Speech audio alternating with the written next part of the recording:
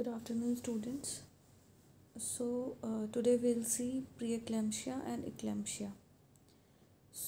Preeclampsia क्या है? Preeclampsia क्या है? एक मल्टी सिस्टम डिसऑर्डर है. मल्टी सिस्टम क्यों बोल रहे हैं? क्योंकि इसमें कई सारे हमारे सिस्टम इन्वॉल्व हैं, जैसे कि हमारा सर्कुलेटरी सिस्टम, हमारा रीनल सिस्टम. तो बेसिकली एक मल्टी सिस्टम डिसऑर्डर है of unknown etiology characterized by development of hypertension to the extent of 140/90 mmHg or more with proteinuria after 20th week in a previously normotensive and non-proteinuric woman. इस definition से का क्या मतलब है कि pre eclampsia तभी बोलेंगे जब किसी वुमेन को बिफोर प्रेगनेंसी भी ये सारी चीज़ें हैं उसको नहीं, वो प्री एक्लेम्शिया में नहीं आएगी. जैसे किसी को पहले से ही बीपी की परेशानियाँ, हाइपरटेंशन की या प्रोटीनूरिया की प्रॉब्लम है, तो वो प्री एक्लेम्शिया में नहीं आएगी. तो पहले से जो नॉर्मल है, जिनका ब्लड प्रेशर और नॉन प्रोटीनूरिक है, यानी यूरिन में प्रोटीन नहीं है, तो उनमें अगर ये सारे सिम्टम्स देखने को मिलते हैं, जैसे बीपी 140/90 हो जाता है, प्रोटीन यूरिन में प्रोटीन का अमाउंट बढ़ जाता है 20 वीक्स के बाद, तो उसको हम क्या बोलते हैं? Pre eclampsia. तो प्री एक्लेम्शिया में सबसे पहले तो है हमारा प्रेगनेंसी इंड्यूस्ड हाइपरटेंशन. तो हाइपरटेंशन का मतलब होता है इंक्रीज ब्लड प्रेशर, और प्रेगनेंसी इंड्यूस मतलब यानी प्रेगनेंसी के कारण बीपी, ये जो रक्तचाप की परेशानी यानी हाइपरटेंशन. तो the term pregnancy induce hypertension is defined as hypertension that develop as a result of pregnancy. तो अब हम बात करते हैं diagnostic criteria of pre eclampsia. तो देखो, मेनली 3 चीज़ें हैं जो कि प्री एक्लेम्शिया को की तरफ इशारा करती हैं. ठीक है, यानी कि जो चीज़ें हमारी प्री एक्लेम्शिया में देखने को मिलती हैं, उसमें सबसे पहली चीज़ क्या है? आपका हाइपरटेंशन यानी कि रक्तचाप. दूसरा है आपका प्रोटीन यूरिया. ठीक है, प्रोटीन यूरिया यानी यूरिन में प्रोटीन का अमाउंट. उसके बाद हो गया एडीमा. एडीमा यानी कि होता है सूजन. तो अब देखो, ये तीनों चीज़ें क्यों हो रही हैं? तो होता क्या है कि क्योंकि जो हमारा खून का बहाव है, कार्डिक आउटपुट है, वो प्रेगनेंसी की कंडीशन में बढ़ जाता है. ठीक है, उसके बाद कई सारे प्रोस्टाग्लैंडिन्स और साइटोकाइनिन, इस तरीके की जो चीज़ें होती हैं, ये रिलीज़ होती हैं ब्लड में, जो कि वेसोस्पाज्म करती हैं, यानी ब्लड वेसल में कंस्ट्रिक्शन करती हैं. तो जब मदर की, क्योंकि ब्लड फ्लो इंक्रीज़ कराना है, तो वेसोस्पाज्म नेचुरली होता है, लेकिन कई बार क्या होता है कि इसका अमाउंट इतना बढ़ जाता है कि पूरी बॉडी में वेसोस्पाज्म होने लगता है, यानी कि हमारी जो खून की नलियाँ होती हैं वो कैसी होती हैं? सिकुड़ती हैं. तो अगर वो ब्लड वेसल्स जब सिकुड़ती हैं, तो उसकी वजह से क्या होता है? हमारा जो ब्लड का प्रेशर होता है वो इंक्रीज़ हो जाता है. ब्लड का प्रेशर जब इतना इंक्रीज़ हो जाता है कि वो हमारी जो ब्लड की वेसल्स हैं, इनको डैमेज करने लगता है. तो कई बार क्या होता है कि जो हमारा किडनी है, किडनी में सेल्स होते हैं, ग्लोमेरुलस कैप्सूल होते हैं, जहाँ से हमारा जो वेस्ट है वो ऑस्मोसिस और डिफ्यूजन के थ्रू जो एक्स्ट्रा जो वेस्ट प्रोडक्ट है वो हमारा यूरिन के थ्रू बाहर जाता है मिक्स होके, और जो नहीं जाना चाहिए वो एब्जॉर्ब होता है. तो क्या होता है कि कई बार जो ब्लड प्रेशर है वो इंक्रीज़ होने की वजह से क्या होता है कि जो ग्लोमेरुलस कैप्सूल है, वहाँ की क्या होती है, जो ब्लड वेसल्स होती हैं वो रप्चर होने लगती हैं. तो उसकी वजह से क्या होता है कि हमारा लीकेज होने लगता है प्रोटीन का. तो प्रोटीन यूजुअली नहीं जाना चाहिए यूरिन में, रिटेन रहना चाहिए बॉडी में, लेकिन क्योंकि वहाँ पे जो वॉल्स हैं वो डैमेज हो गई है, तो क्या होता है, हमारा प्रोटीन लीक होने लगता है, और हमारा जो प्रोटीन है वो यूरिन में मिक्स होने लगता है. तो उसकी वजह से क्या होता है, प्रोटीन यूरिया की प्रॉब्लम देखी गई है. ठीक है, तो यूरिन में प्रोटीन का अमाउंट बढ़ जाता है। तो तीसरी चीज़ इसमें जो जिससे पता चलता है प्री एक्लेम्शिया का, वो है एडीमा। तो एडीमा भी कैसा, पिटिंग एडीमा। तो यूजुअली क्या होता है कि प्रेगनेंसी में अगर पैरों में सूजन है तो इसको नॉर्मली लेते हैं, but it is not normal always. तो होता क्या है कि क्योंकि किडनी डैमेज हो रही है ना, तो सोडियम, कई बार सोडियम ये सब का अमाउंट क्या होता है, प्रॉपर नहीं, बैलेंस नहीं हो पाता, सोडियम इंक्रीज़ हो जाता है ब्लड में।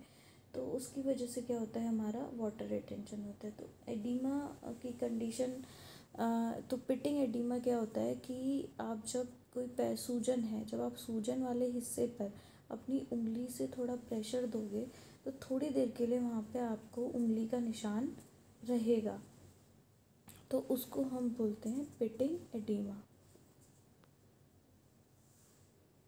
तो इस किस ये रिस्क फैक्टर में कौन कौन आते हैं जिनको होने के चांसेस ज़्यादा होते हैं।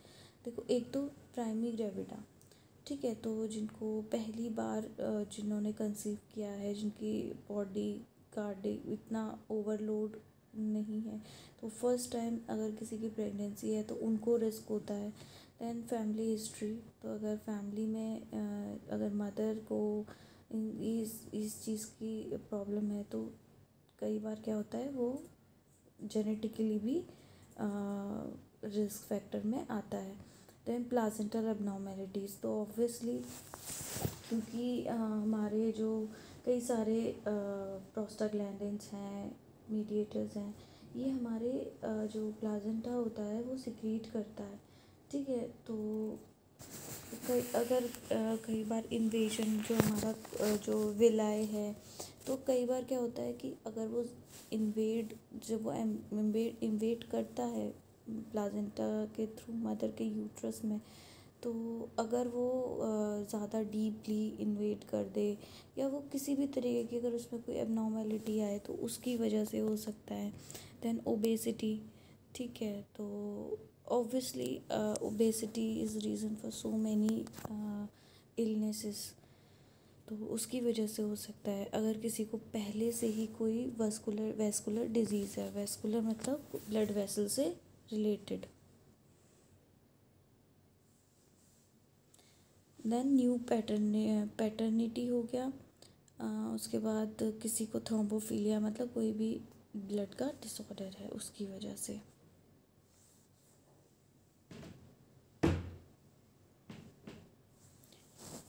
तो इसमें देखो क्या होता है कि angiotensin 2 is destroyed by angiotensinase enzyme which is liberated from placenta, vascular system become retraction. तो बेसिकली क्या होता है, तो अगर पैथोफिजियोलॉजी देखी जाए तो नॉर्मली क्या होता है हमारा कि एंजियोटेंसिन 2, हमारा जो प्लाजेंटा होता है वो एंजियोटेंसिन 2 रिलीज़ करता है, एंजियोटेंसिन 2 जो रिलीज़ होता है वो हमारा डिस्ट्रॉय होता है किसके थ्रू, एंजियोटेंसिनेज एंजाइम जो कि प्लाजेंटा निकालता है। तो देखो होता क्या है कि जो बॉडी में एंजियोटेंसिन 2 बन रही है, ठीक है, तो एंजियोटेंसिन क्या करती है, हमारा जो सोडियम किडनी पे अफेक्ट करती है, तो ये क्या करती है कि सोडियम और वाटर रिटेंशन इस सब के लिए रिस्पॉन्सिबल होती है। तो बट ऑब्वियस है कि अगर सोडियम बढ़ेगा तो बीपी भी बढ़ेगा। तो क्या होता है कि नॉर्मली जैसे ही एंजियोटेंसिन रिलीज़ होता है, बढ़ता है, तो प्लाजेंटा क्या करता है कि तुरंत एंजियोटेंसिनेज एंजाइम रिलीज़ करता है, और जो कि क्या करता है, एंजियोटेंसिन 2 को डिस्ट्रॉय कर देता है। तो ये बात है नॉर्मल प्रेगनेंसी की।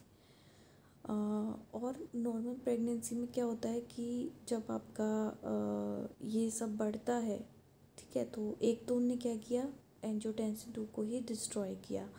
अब क्या हुआ, अगर एंजियोटेंसिन 2 जैसे ही बढ़ता है और तो क्या करता है, प्लाजेंटा तुरंत रिलीज़ करता है, इंक्रीज़ करता है synthesis of prostaglandins and nitric oxide. तो प्रोस्टाग्लैंडिन्स और नाइट्रिक ऑक्साइड जब बढ़ते हैं तो ये क्या करते हैं, लेटर ऑन वेसो डायलेटर का काम करते हैं, यानी कि ब्लड वेसल्स को रिलैक्स या डायलेट करना, ठीक है। तो जिसकी वजह से बीपी क्या हो जाता है, नॉर्मल हो जाता है। तो ये है नॉर्मल प्रेगनेंसी की बात। तो क्या होगा कि जब एंजियोटेंसिनेज एंजाइम नहीं उस अमाउंट में लिबरेट नहीं कर पाएगा प्लाजेंटा, कोई प्लाजेंटल एबनॉर्मेलिटी है तो नहीं रिलीज़ हो पाएगा, तो एंजियोटेंसिन 2 क्या होगा, ऑब्वियसली इंक्रीज़ होता रहेगा। तो अगर एंजियोटेंसिन 2 इंक्रीज़ होगा तो वो क्या करेगा, सोडियम वाटर रिटेंशन करेगा, जिसकी वजह से एडीमा होगा, बीपी इंक्रीज़ होगा। उसके बाद क्या है कि अगर प्रोस्टाग्लैंडिन्स और नाइट्रिक ऑक्साइड नहीं सिंथेसाइज हो पाएंगे तो वो भी क्या करेंगे, वेसो जो एंजियोटेंसिन 2 है वो लेटर ऑन क्या करेगा, वेसो कंस्ट्रिक्शन कर देगा। तो 2 तरीक़ों से हमारा जो प्रेगनेंसी है वो बीपी को कंट्रोल में रखता है। पहला क्या है, एंजियोटेंसिन 2 को डिस्ट्रॉय करना, और दूसरा जैसे ही एंजियोटेंसिन 2 रिलीज़ होता है, प्रेशर एजेंट है जो कि उसके खिलाफ उस फटाफट से क्या सिंथेसिस शुरू करना, प्रोस्टाग्लैंडिन्स का और नाइट्रिक ऑक्साइड का, जो कि क्या करेंगे, ब्लड वेसल्स को डायलेट करते हैं, वेसो डायलेटर, जिसकी वजह से बीपी नॉर्मल हो जाता है।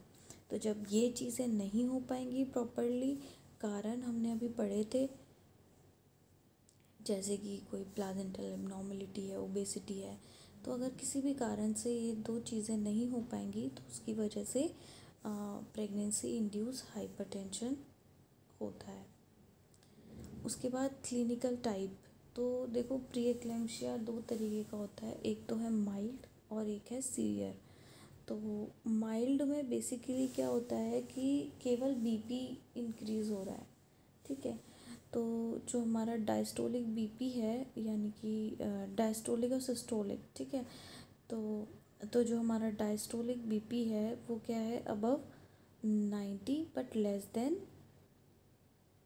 हमारा 110, ठीक है। सिस्टोलिक बीपी इज़ 30 mmHg,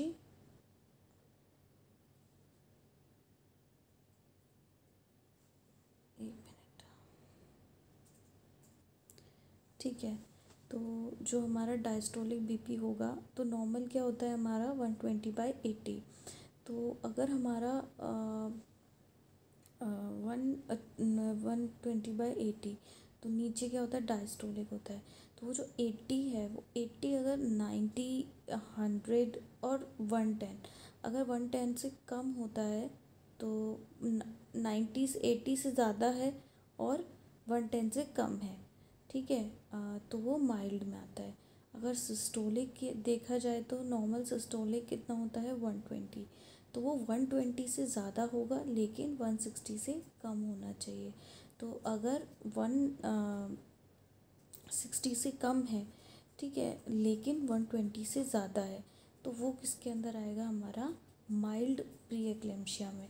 लेकिन बीपी नॉर्मल 120 है, 120 से हमारा 140 150 तक है, लेकिन अगर 160 से ऊपर चला जाए तो वो क्या कहलाता है, आपका सीवियर प्री एक्लेम्पशिया।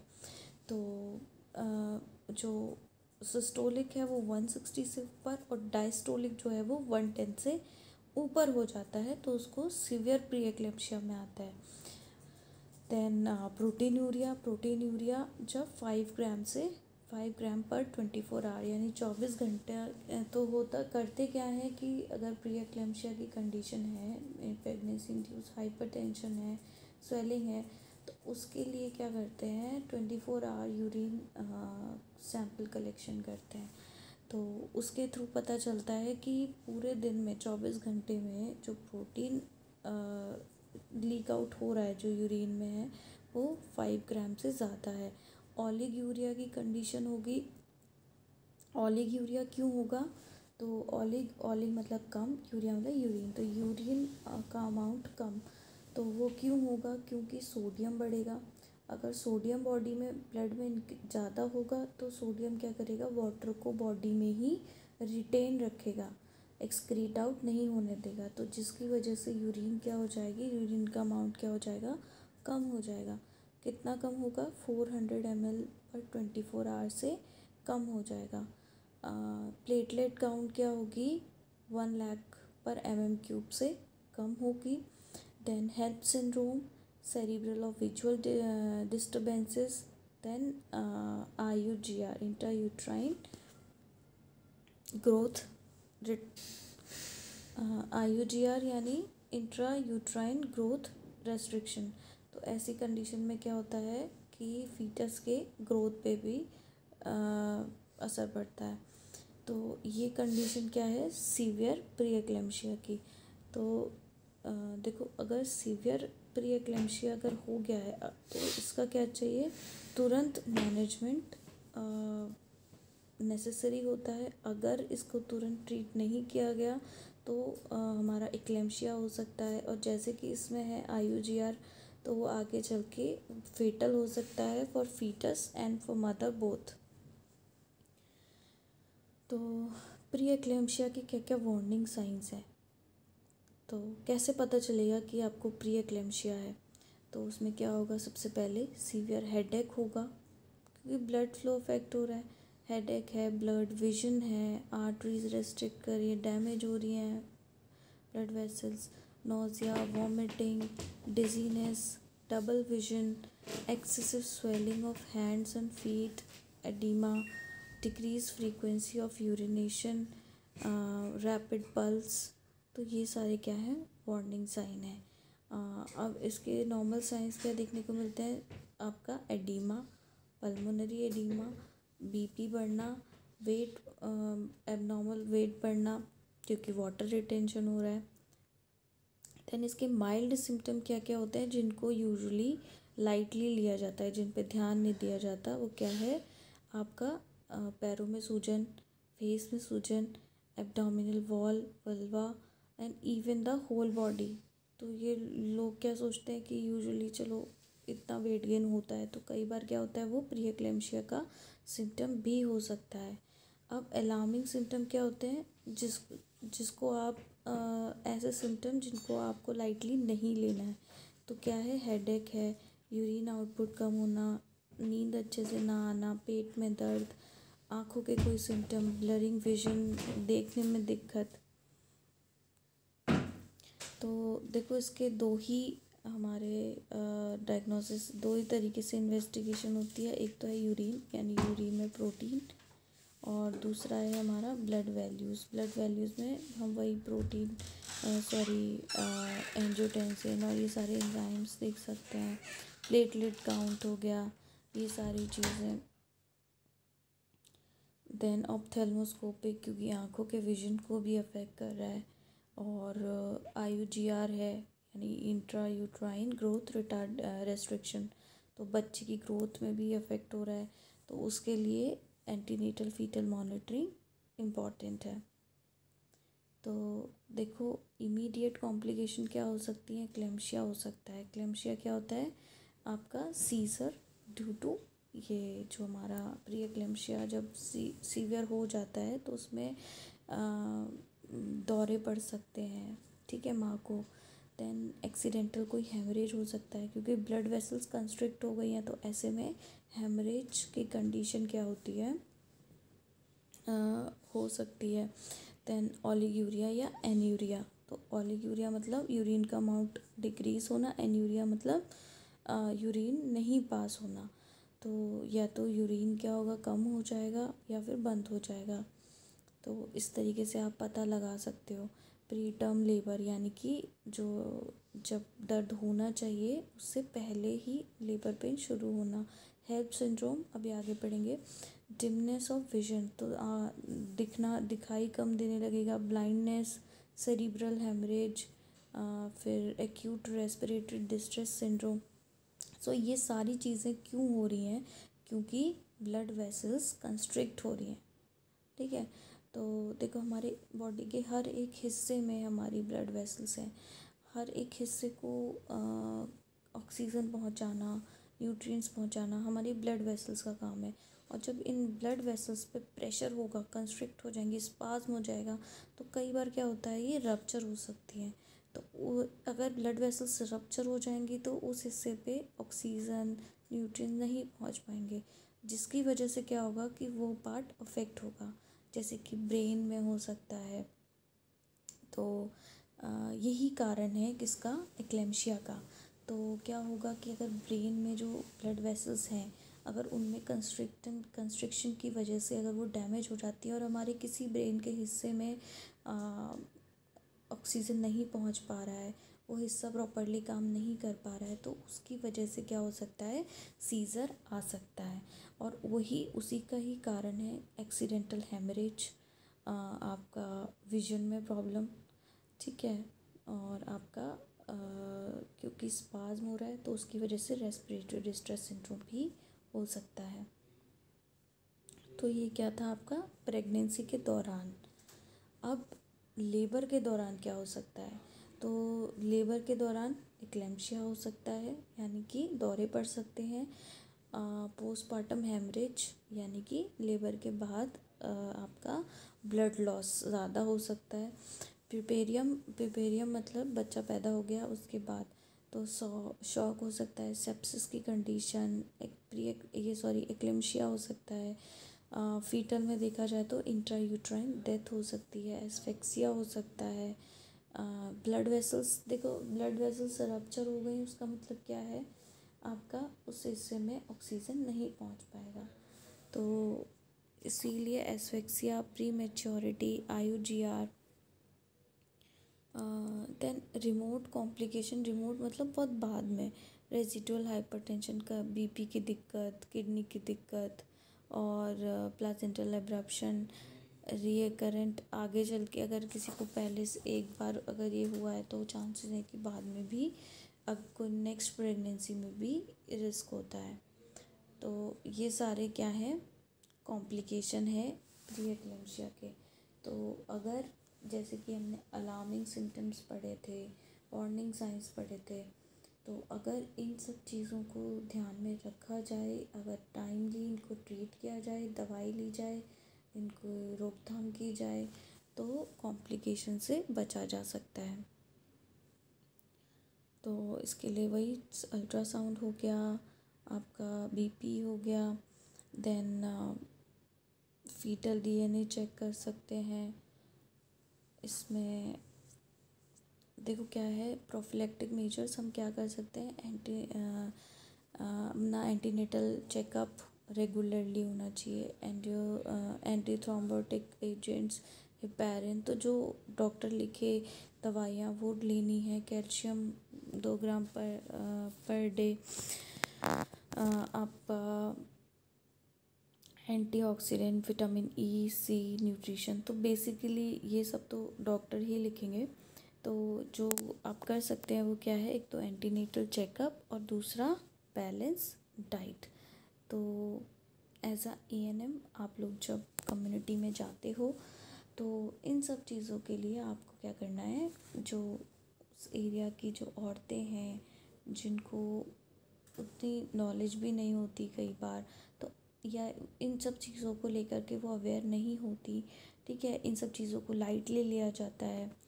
कई बार क्या होता है कि हमारा डाइटरी चेंजेस और स्ट्रेस, बहुत सारी चीज़ें होती हैं जिनको अगर कंट्रोल किया जा सके तो बहुत सारी कॉम्प्लिकेशन से भी प्रिवेंशन हो सकता है। सो उनको लो सोडियम डाइट आप खाने में क्या क्या दे सकते हैं, vitamin E, vitamin C, zinc, fish oil या मैग्नीशियम, तो इस सब के बारे में आपको उनको एजुकेट करना है पहले से ही, ताकि वो इस चीज़ को, या वार्निंग साइन, अलार्मिंग साइन, इसके बारे में आप उन लोगों को एजुकेट कर सकते हो, ताकि एटलीस्ट वो समय रहते चेकअप के लिए जा पाएँ, समय रहते वो संभल जाएं, अपना इलाज करा लें और अपनी और बच्चे की जान खतरे में ना जाए।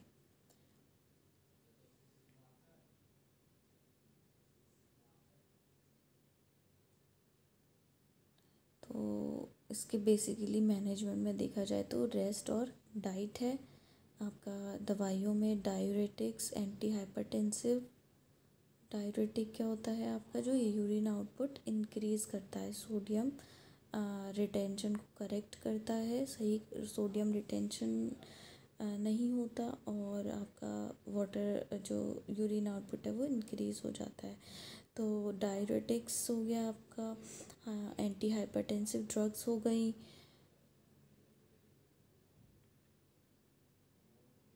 तो ये तो बेसिकली जो डॉक्टर प्रिस्क्राइब करेंगे आप वही उनको समझाओगे।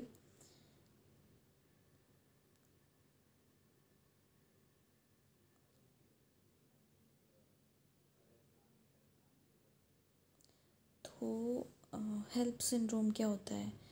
तो बेसिकली हेल्प सिंड्रोम हमारा क्या है कि चलिए आज इतना ही पढ़ते हैं। एक्लेम्शिया के ऊपर आप मैनेजमेंट इसका आप लिख कर लाना। तो बेसिकली हमें सारा मेडिकेशन और उस पार्ट पे फोकस नहीं करना है। हमें ये चीज़ प्रिवेंशन, इसका टाइमली इलाज हो पाए, लोग औरतें इसके बारे में फैमिली को एजुकेट करना, उनको सावधान करना, उनको डाइट के बारे में बताना, उनको किन किन चीज़ों का ध्यान रखना है, किस कौन से सिम्टम होने पे उनको डॉक्टर के पास जाना है, उनको हल्के में नहीं लेना है।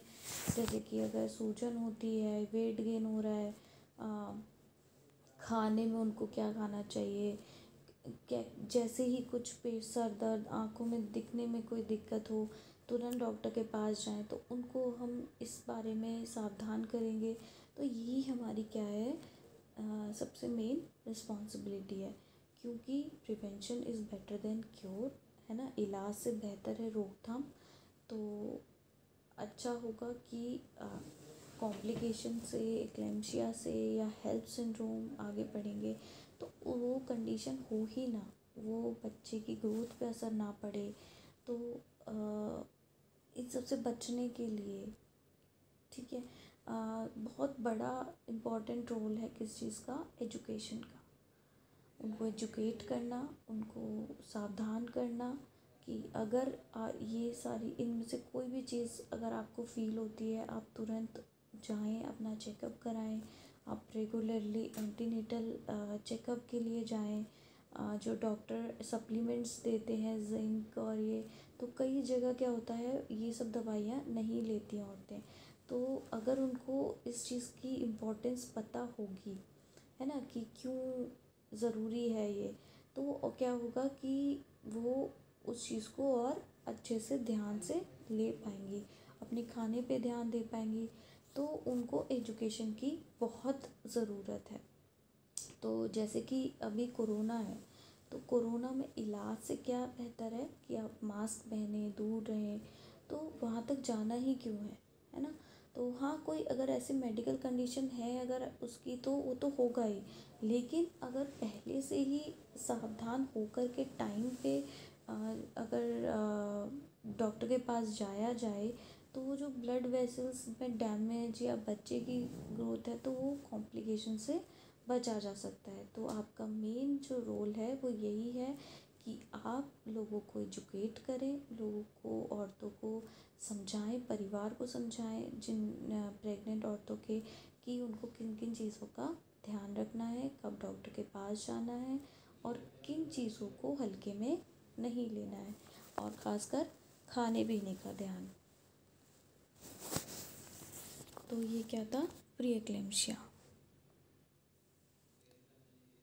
Okay, thank you.